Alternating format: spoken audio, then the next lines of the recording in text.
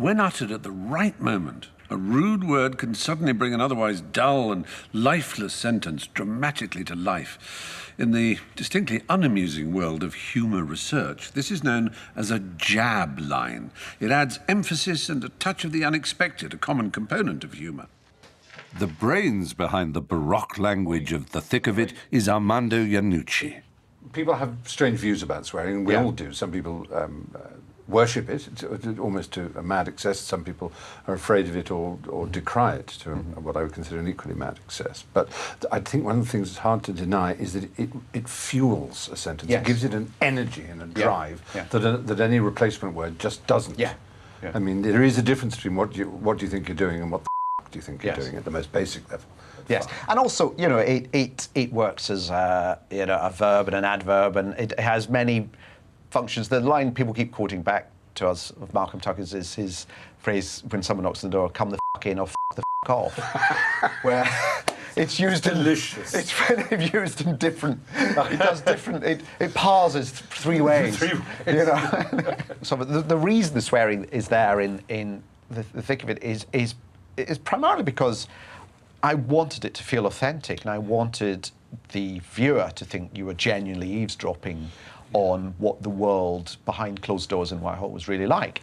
It got this kind of endorsement from the, you know, the political world saying, yes, no, this is what it's like. We seem to kind of get away with it, to the extent that I got letters from, you know, 84-year-old ladies saying that they found Malcolm Tucker's language kind of positively Shakespearean, and you know, it's just, you know, and they would analyse. There is an element of that. I mean, if you think of Ben Jonson, a character like Sir Humphrey Wasp, do you remember in Is It Bartholomew Fair, whose great phrase is "a turd in your teeth"? Yes. You know, I mean, that's the kind. You can almost imagine Malcolm Tucker saying "a turd in your teeth." Yes, it's Elizabeth, and it's Chaucerian. You know, it's a good get-out word. It's full of it, isn't it? And therefore, we were allowed.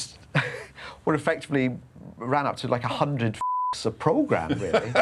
Did you have negotiations about how many per or? Well, yes, in the end, I had to, there was an email exchange where, for the new series, I was told, you know, if I wanted up to 3 I would have to get the rate under 100 per episode.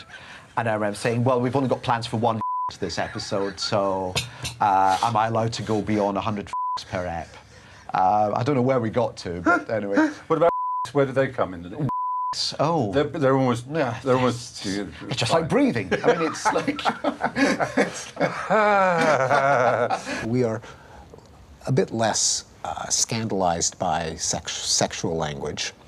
Isn't as incendiary as it might have been 50 years ago. However, we're still very, very touchy about race and gender and sexual orientation. That we have words for the word, like the N-word is what you would see in an American newspaper. An American newspaper would not print that word, even if it might print a word like piss, which would have been beyond the pale a few decades ago. And even the word niggardly is apparently. Did you read about that? What happened there? Someone. Well, there was an employee of the city of Washington D.C. who, in a staff meeting, talked about the niggardly budget. Now, niggardly is an Old Norse word that has nothing to do with the Spanish word negro for black. It's just sheer coincidence that it happens to have the same sound.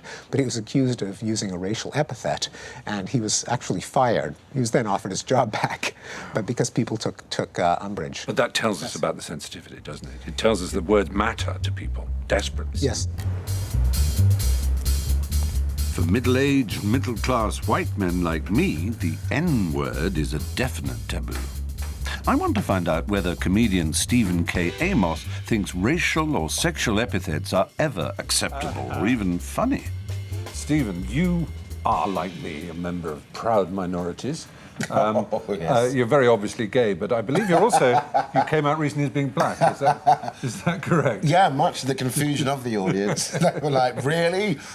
Tell somebody. Yeah. No, yes, I am a member of both communities, and very proudly so, yeah. Yeah. Somebody said to me at a gig not that long ago, in, I think it was near Essex kind of way, not that all Essex people are like this gentleman, but you went, oh, can I tell you this joke?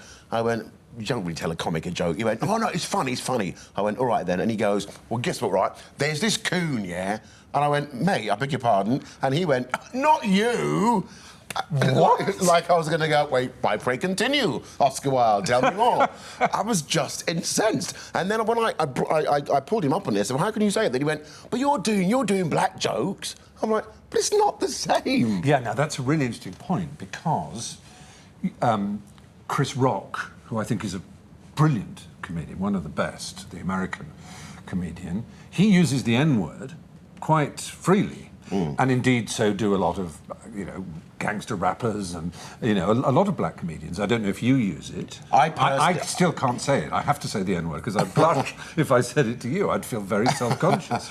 It's crazy, but do you think that's okay then? Like we can say queer because we are, or I can say kike because I'm Jewish, or whatever. Does that? I personally think you can, because again, it goes back to what I was about the intent. If you use the word queer, it's clear that we're not being derogatory. Yeah. If a black person, be they a rapper or a comic, uses the N-word, I would like to think it's quite clear that they're not being racist. And there's a whole group called NWA, which stood for exactly. With attitude. I still can't say it.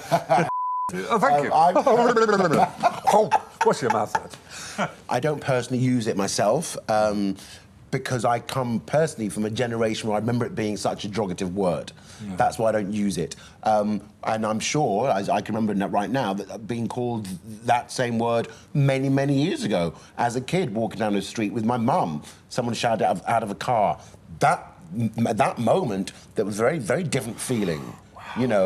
So I can understand the kind of less demonising of the word now it's so liberally used in songs and in stand-up. If you say to someone, racial taunts, language leads to violence, can lead to death even, they'll say, oh, come on. Well, sticks and stones may break my bones, but words cannot hurt me. What would you say to that? This documentary I did called Battyman, I asked inner city young people what they think about gay people. A lot of them were quoting the lyrics, the language, the words of some ragga superstar who was basically telling them that gay people were allowed to be shot. That Battyman down the street, oh, look at him, man. And they were repeating that to me with big smiles on their faces. Because it was just indoctrinated into their souls as though this was... But they couldn't make the connection between that's what white Southerners in Georgia and Alabama thought about lynching black people that it was okay, in the 19th and 20th century. Yeah. I would argue that no one was ever pushed into gas ovens or beaten to death on Clapham Common because the word being used or swearing hasn't done any harm to anybody. Yeah.